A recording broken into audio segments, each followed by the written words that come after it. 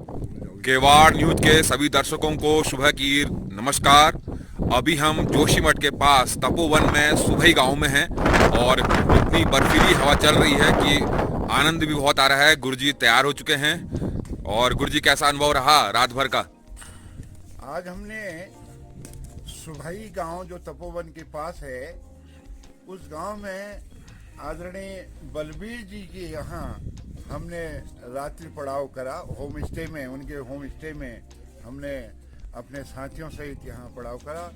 अब सभी भक्तजन, हमारे साथ के सभी पांचों भक्तजन, हम भविष्य बद्री मंदिर की ओर प्रस्थान करेंगे, और जो यहाँ से 3 किलोमीटर ऊंचाई पर स्थित है, और बर्फ में हम उस वहाँ को चलेंगे, और एक तपस्या करने के बाद हम वहाँ प्रभु का आशीर्वाद लेने जाएंगे।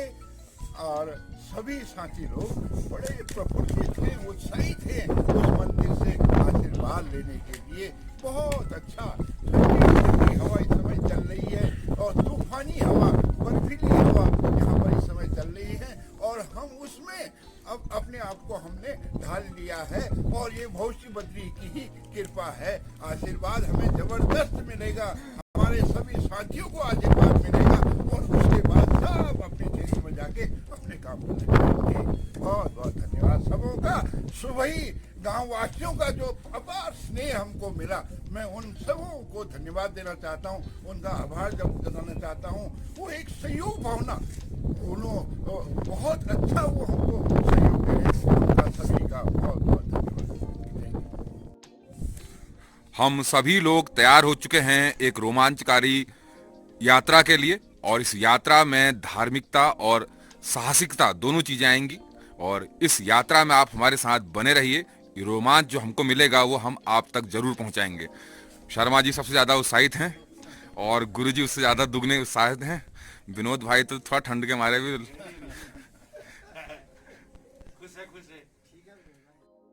हमारी यात्रा शुरू हो चुकी है। सारे साथी लगातार आगे बढ़ते हुए, तूफानी हवा चल रही है, इसका आभास आपको हो रहा हो, बर्फीली। दरअसल आपको लग रहा होगा कि हम केवल सीढ़ियां चढ़ रहे हैं, लेकिन इन सीढ़ियों में बर्फ इतनी जम चुकी थी कि पूरी फिसलन लायक बन चुकी थी। इन सीढ़ियों में चलने का अनुभव वाकई में काफी कठिन था। जो हम गांव से आगे बढ़े, हम चल रहे हैं बर्फ की पगडंडी पे। वास्तव में इस हर कदम पे जोश और जुनून चाहिए, और बलवीर भाई का कहना है यही आस्था का प्रतीक भी है। कल हम रोड में चल रहे थे तो बर्फ में थोड़ा आसानी हो रही थी, लेकिन आज हम पगडंडी की बर्फ में चल रहे हैं, और जो पूरी तरह जम चुकी है, इतनी फिसलन हो रही है कि बहुत ही मुश्किल हो रहा है ऊपर चढ़ना। लेकिन आस्था का सवाल है और ईश्वर पुकार रहा है तो हम जाएंगे जरूर। विनोदा जा रहे हैं जेब में हाथ डालते हुए, लेकिन कितना मुश्किल हो रहा है वही जानते हैं। बिल्कुल बर्फ फिसलने वाली हो रही है, और हाथ अकड़ के ठंडे हो चुके हैं। हालांकि हमने कपड़े और मॉफलर वगैरह सब पहना हुआ है, लेकिन हाथ अकड़ के ठंडे हो गए। देखिए विनोदा फिसलने वाले हैं। अब बड़ी मुश्किल से हम जा पा रही हैं। तो बहुत आसान रास्ता हम आपको दिखा रहे हैं। इससे पहले जो हमने सफ़र किया था वाकई में बहुत ही खतरनाक था। सभी साथी जा रहे हैं पूरी बर्फ, और ये थोड़ा रास्ता अभी हमें आसान मिला है, लेकिन इससे पहले जो हमने सफ़र किया था काफ़ी कठिन और मुश्किल। सांस चढ़ रही है, लेकिन जोश सभी में बाकी है। अब जाना जरूरी है, वहाँ बर्फ में लोट के जाना पड़े, जाएंगे जरूर। कैसे हम चल रहे हैं हमें खुद मालूम है। गुरुजी, आनंद आ रहा है? चलने में कितनी दिक्कत हो रही है? बर्फ ही बर्फ, बिल्कुल देख लीजिए पाँव के नीचे हमारे बर्फ ही बर्फ है, और लाठी लेके चल रहे हैं हम लोग। बहुत ही मुश्किल हो रही है। वो तो मैं आपके लिए वीडियो बना रहा हूँ, मेरा शुक्रिया अदा जरूर कीजिएगा।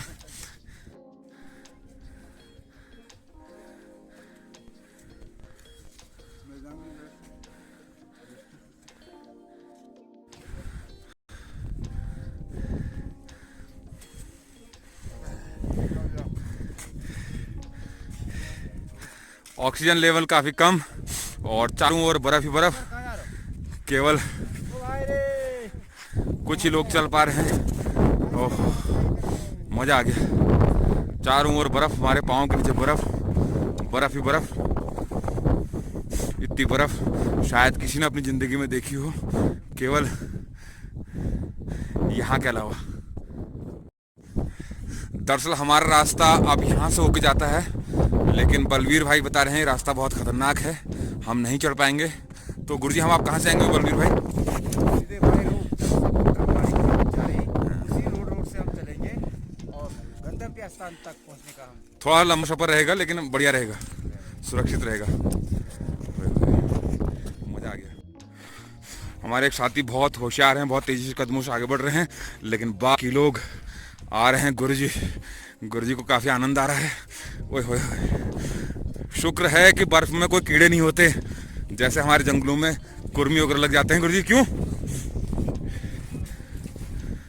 गुरुजी शुक्र है ना बर्फ में कोई कीड़े नहीं होते, जैसे हमारे जौंक लग जाती है। यहाँ जौंक तो नहीं है, आनंद ही आनंद है। ये देखिए शर्मा जी के कदम, लाठी लेकर भालू आया, छम छम छम। विनोद दा ठंड है, विनोद दा जो है पानी की जरकन लेके। अरे बर्फ में पानी कौन पिएगा विनोद दा? आप पी लेंगे।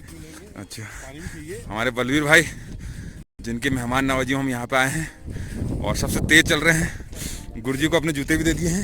ये एनर्जी बढ़ाने वाला ओए होए, ये बर्फ में एनर्जी बढ़ाता है। शर्मा जी के शब्दों में, वाह वाह, हम तो बर्फ में, मेरे पाँव आप नहीं देख पा रहे हैं, लेकिन मैं पूरे बर्फ में हूँ। शर्मा जी तो और विनोद भाई सब रास्ते में चल रहे हैं, मैं पूरे बर्फ में हूँ।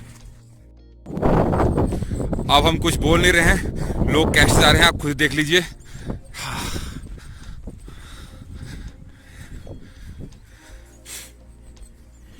चलते रहिए, लोगों को दिखना चाहिए।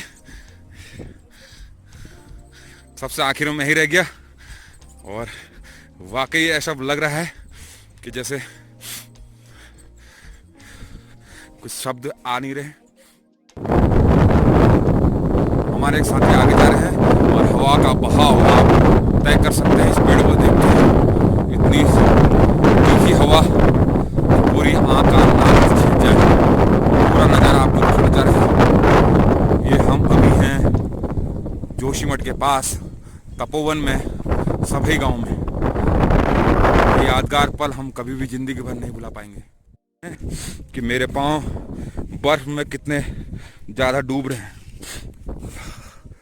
ओए होए, हम वीडियो भी बढ़िया से नहीं बना पा रहे हैं। ओए होए, इतने आगे पीछे पड़ रहे हैं।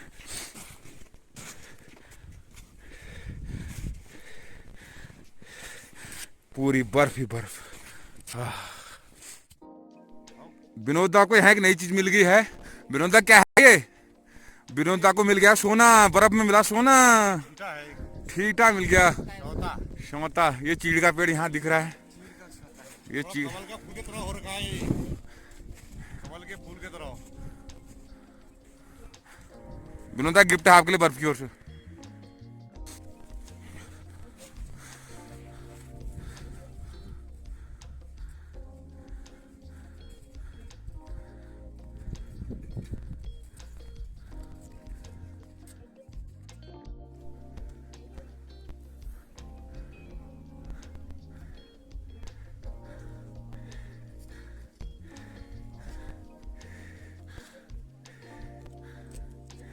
हमारे लिए ऊपर चढ़ना कितना मुश्किल हो रहा है ये बलवीर भाई या गुरुजी बता सकते हैं।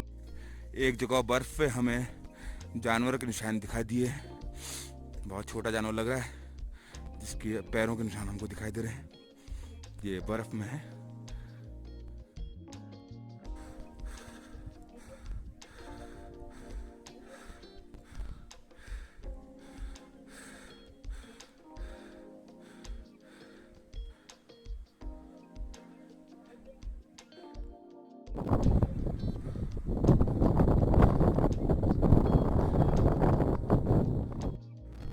बर्फ के बीच भी वनस्पतियां अपना अस्तित्व कैसे खोज लेती हैं, ये इसका एक नज़ारा हम आपको दिखाना चाह रहे हैं।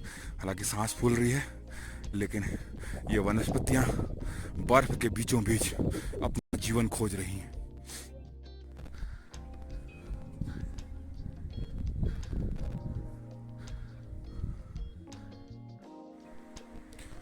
कोई भी चकुटियावासी ये नहीं कह सकता कि इतनी बर्फ उसने अपने जीवन में देखी होगी जितना हम चल चुके हैं बर्फ में।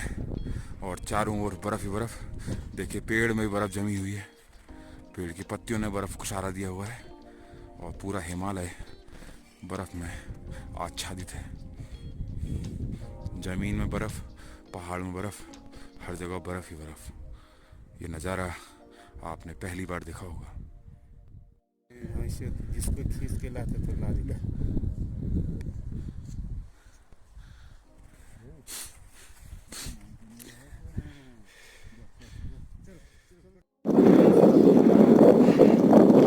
करीब 2 घंटे का रास्ता बर्फ में तय करने के बाद हम अपनी मंजिल के करीब पहुंच चुके हैं और यहाँ गुनगुनी धूप भी दिखाई दे रही है और सभी साथी साथ में हैं और धूप में चमकती हुई बर्फ मानो आपको नमक या चूने की याद दिला रही हो और हमारी मंजिल बिल्कुल बहुत करीब है। बोलो भविष्य बद्री की, बोलो भविष्य बद्री महाराज की, बोलो भविष्य बद्री महाराज की।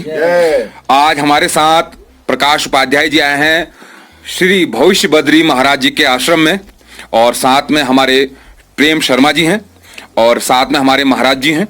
और गुरु जी आप अपनी बात कहना चाह रहे थे। जी महाराज जी, हम पिछले वर्ष यहाँ पर आए थे इस मंदिर में पहली बार और हम ये आशीर्वाद लेने आए थे कि हम आम आदमी पार्टी से एक दावेदार हैं और हमें टिकट मिल जाए। और यहाँ के पर्चे इतने जबरदस्त लगे कि विषम परिस्थितियों का सामना करते हुए हम टिकट तक हमें मिल गया, बहुत विपरीत परिस्थितियों में, और ये इन्हीं की कृपा है। और आज हम ये आशीर्वाद लेने आपसे और भविष्य बद्री विशाल जी से लेने आए हैं कि अब हमें आगे का भी रास्ता हमारा आसान करें और हमें विजय श्री दिलाएं, ये कामना। और महाराज जी से निवेदन है, इस मंदिर की क्या विशेषता है आप इसकी जानकारी हमें देंगे महाराज।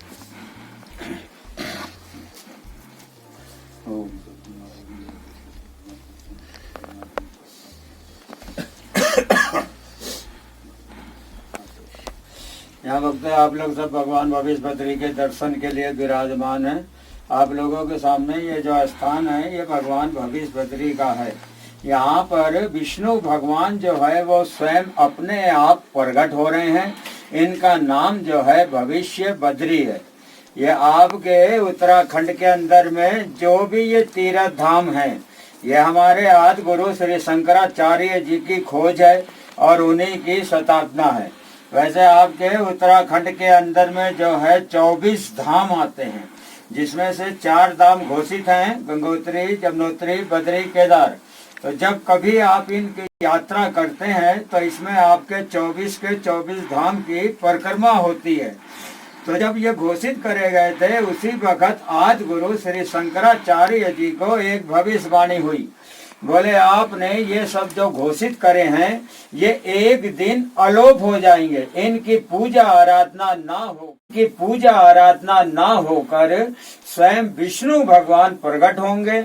उनका नाम भविष्य बद्री होगा, वही भविष्य का उद्धार करेंगे। तो उन्होंने जो है गांव सुबई जो आप आए हैं नीचे गांव में भगवान भविष्य बद्री का स्थान बनवाया गया, वो आदि गुरु श्री शंकराचार्य जी ने बनवाया था।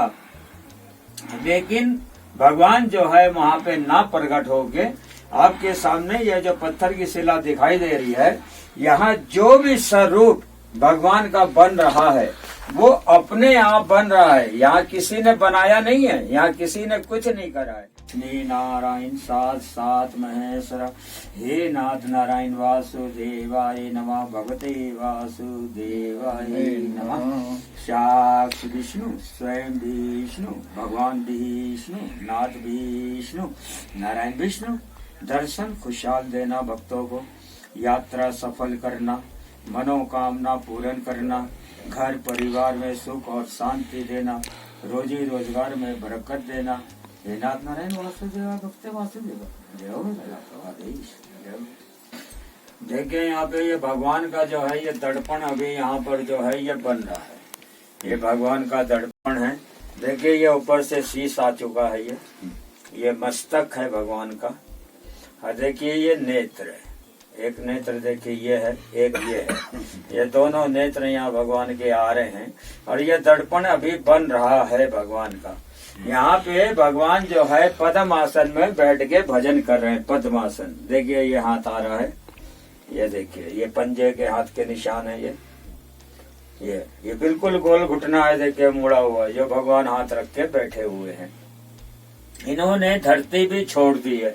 ये शिला पहले जमीन से बिल्कुल बराबर थी, आज देखिए ये शिला सब तरफ से बिल्कुल अलग है। भगवान की मूर्ति बिल्कुल अलग बन रही है। भगवान विष्णु जहाँ विराजमान हो जाते हैं, इनके साथ में आपने देखा है कि शेषनाग की छतर छाया, इनके साथ शेषनाग जी है। ये देखिए शेषनाग जी, ये इनके 5 फन शेषनाग जी। विष्णु के ये श्री गणेश जी हैं। विष्णु के साथ में हमेशा लक्ष्मी जी का वास है, जो उनके बगल में हमेशा विराजमान है। ये यहाँ पे महालक्ष्मी का रूप बना, देखिए ये बिल्कुल बगल में बैठी हैं, ये महालक्ष्मी। विष्णु अवतार, राम अवतार, राम और विष्णु की अनंत माया होती है।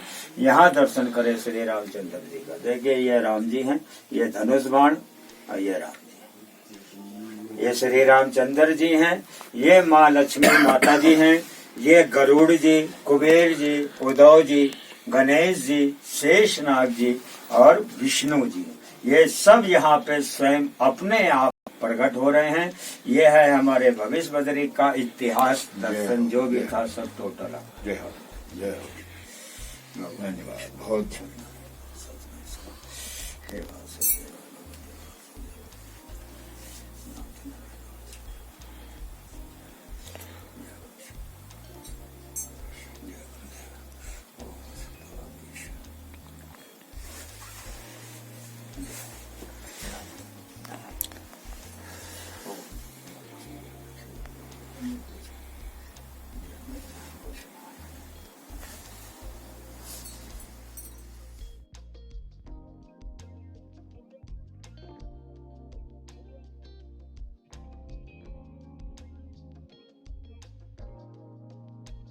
बलवी भाई हमारे साथ हैं और गुरुजी ने उनका धन्यवाद अदा कर दिया है। दरअसल ये होम स्टे है, इसमें अभी फिलहाल 2 कमरे हैं और 5-6 बेड हैं।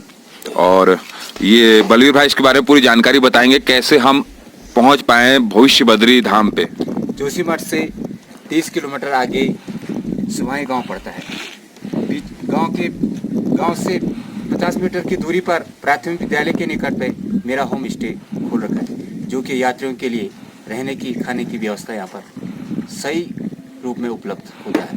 12 महीने कब भी आ जाओ, यहाँ पर होम स्टे खुला है।